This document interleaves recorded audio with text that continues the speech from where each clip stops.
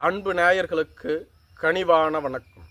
திமுகவில் மண்டல பொறுப்பாளர்கள் நியமனம். திமுகவின் தேர்தல் பணி மிக வேகமாக நடைபெற்று வருகிறது. திமுக 1.5 ஆண்டுகளுக்கு முன்பாகவே தேர்தல் பணிக்குழுவை உருவாக்கி தங்களது தேர்தல் பணியை தொடங்கிவிட்டார்கள். ஒவ்வொரு தொகுதியிலும் எந்தெந்த வேட்பாளர்களை நிறுத்தலாம், யாருக்கு சாதக பாதகம் உள்ளது என்ற சர்வே முடிவும் முதலமைச்சர் மு.க. ஸ்டாலினின் டேபிளில் இருப்பதாக கூறப்படுகிறது.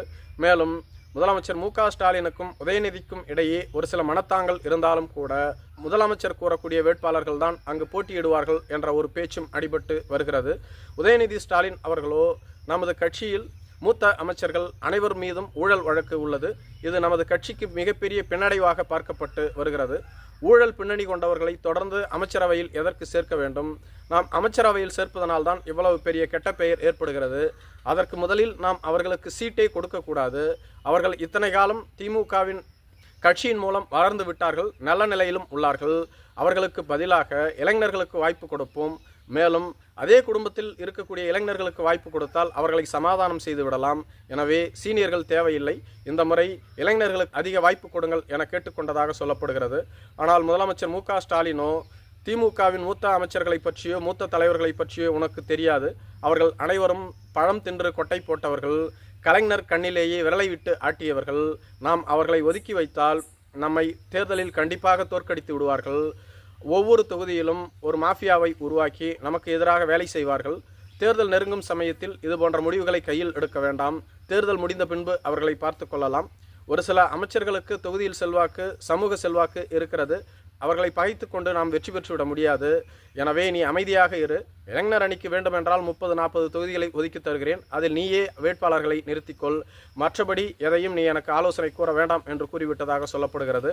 இதனால் திமுகவின் மாவட்ட செயலாளர்கள் கூட்டம் மற்றும் முதலமைச்சர் மு.க. ஸ்டாலின் பிறந்தநாள் கூட்டம் என இதிலும் கலந்து கொள்ளாமல் உதயநிதி ஸ்டாலின் இதை தவிர்த்து வருவதாக கூறப்படுகிறது.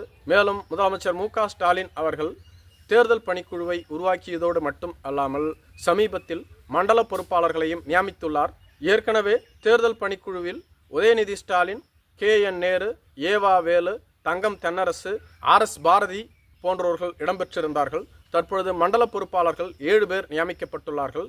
அதில் ஆர். ராசா, கனிமொழி, சக்கரபாணி, செந்தில் பாலாஜி, கே.என். நேரு, ஏவா வேலு, தங்கம் தென்னரசு போன்றவர்கள் இடம்பெற்றுள்ளார்கள். இவர்கள் அனைவருக்கும் தற்பொழுது தொகுதிகள் பிரித்து கொடுக்கப்பட்டுள்ளது.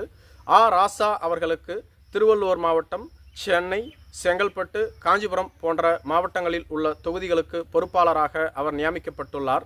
இவருக்கு மட்டும் 37 தொகுதிகள் ஒதுக்கப்பட்டுள்ளது. இதேபோன்று ஏவா வேலு, இவருக்கு ராணிப்பேட்டை, வேலூர், திருப்பத்தூர், திருவண்ணாமலை, கள்ளக்குறிச்சி, விழுப்புரம், கிருஷ்ணகிரி, தருமபுரி போன்ற மாவட்டங்கள் ஒதுக்கப்பட்டுள்ளது. இவருக்கு மட்டும் 42 தொகுதிகள் ஒதுக்கப்பட்டுள்ளது. இந்த பகுதியின் தேர்தல் பொறுப்பு முழுவதையும் இவர்தான் ஏற்றுக்கொள்ள வேண்டும்.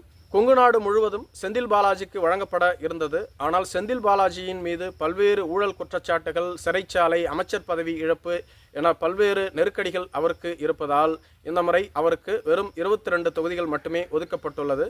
அவர் குறிப்பாக கரூர், கோயம்புத்தூர், நீலகிரி, திருப்பூர் போன்ற மாவட்டங்கள் மட்டுமே அவருக்கு ஒதுக்கப்பட்டுள்ளது. அமைச்சர் சக்கரபாணி, இவருக்கு கொங்கு மண்டலத்தில் 25 தொகுதிகள் ஒதுக்கப்பட்டுள்ளது.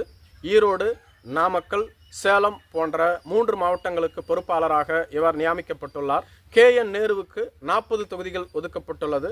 டெல்டா பகுதி முழுவதும் இவரது கட்டுப்பாட்டில் உள்ளது. திருச்சி, புதுக்கோட்டை, தஞ்சாவூர், திருவாரூர், நாகப்பட்டினம், மயிலாடுதுறை, அரியலூர், பெரம்பலூர், கடலூர் போன்ற மாவட்டங்களில் உள்ள 40 தொகுதிகள் இவருக்கு ஒதுக்கப்பட்டுள்ளது. அமைச்சர் தங்கம் தென்னரசுவுக்கு 40 தொகுதிகள் ஒதுக்கப்பட்டுள்ளது.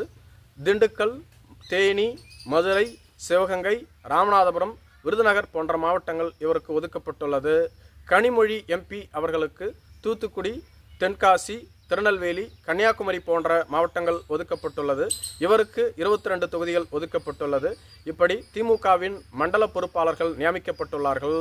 இவர்கள்தான் வரும் தேர்தலில் அனைத்தையும் பார்த்து கொள்ள வேண்டும். மேலும் இந்த தொகுதிகளுக்கான செலவுகளை கூட இவர்கள்தான் ஏற்றுக்கொள்ள வேண்டும் என கூறப்பட்டுள்ளது.